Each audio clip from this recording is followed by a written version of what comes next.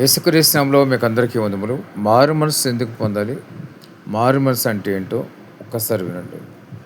మారు మనసు అంటే మనం ప్రస్తుతం ఉన్న హృదయంలో చెడుతనం అంతా పోయి ఒక నూతనమైనటువంటి హృదయం కలిగి ఉంటమే మారు మనసు.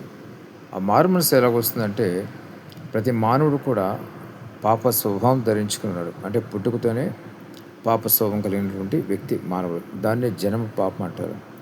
ఈ జన్మ పాపం పోవాలంటే కనుక అంటే ఈ పాప స్వభావం పోవాలంటే కనుక దేవుని దగ్గరికి వచ్చి మొరపెట్టాలి, ప్రార్థన చేయాలి.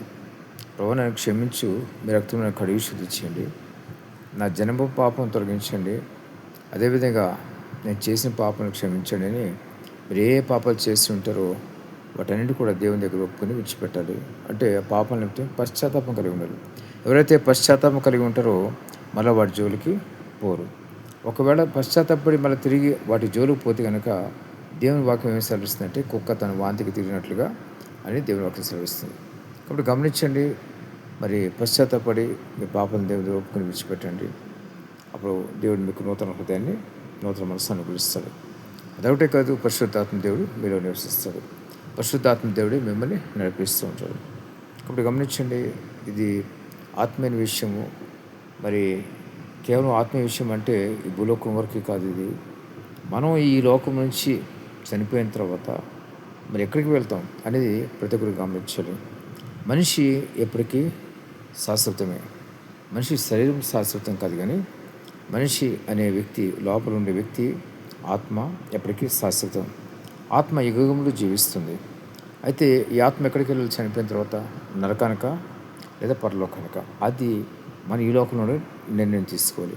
పరలోకం వెళ్ళాలంటే కనుక యేసుప్రభువు దగ్గరికి వచ్చి పాపాలు ఒప్పుకొని విడిచిపెట్టాలి, పశ్చాత్తాపం కలిగి ఉండాలి. అప్పుడు దేవుడు పరిశుద్ధ వచ్చి మిమ్మల్ని పరలోకానికి రాజ్యానికి తీసుకువెళ్తారు.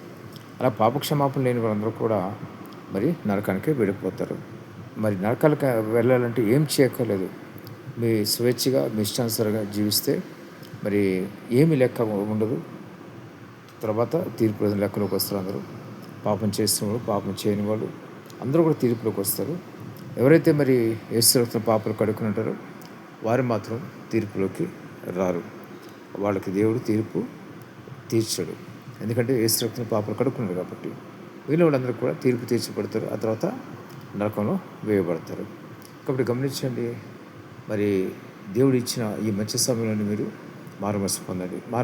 మారుమనసు అంటే మీకు అంత స్పష్టంగా తేటగా మీకు తెలియజేయడం జరిగింది. కాబట్టి మారుమనసు పొందండి.